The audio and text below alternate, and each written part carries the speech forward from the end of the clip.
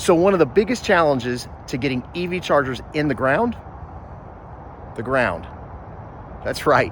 The EV charger itself is pretty straightforward. It's a product in a box shipped out of a warehouse. But what isn't straightforward is, what is that product going into? So when we have people call us and they get a little bit frustrated sometimes because we can't give them a full turnkey price on their project, it's because we don't know what conditions we're going to face in actually installing that EV charger in the ground.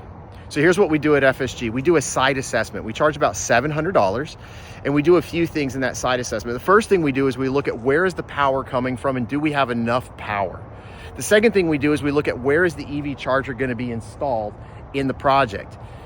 And then we figure out what are the challenges from getting the power over here to the power to wherever the EV charger is. Basically, what's in our way? Are we dealing with clay? Are we dealing with rock? Are we going underneath concrete? Are we going under asphalt? Or in this particular case, are we just prepped for a pour? This would be a great time to come in and lay infrastructure for EV chargers. However, over here, we've already got a parking lot, so we've got a few more challenges. So in that $700 site assessment, we're able to determine all those challenges. We give you that site assessment back. We hope that you do the project with us as FSG, but if you decide you're not going to do the project with us, but you're going to do it with a local contractor that you've got a long-term relationship with, no problem. We give you that site assessment and you're able to hand that to them as well.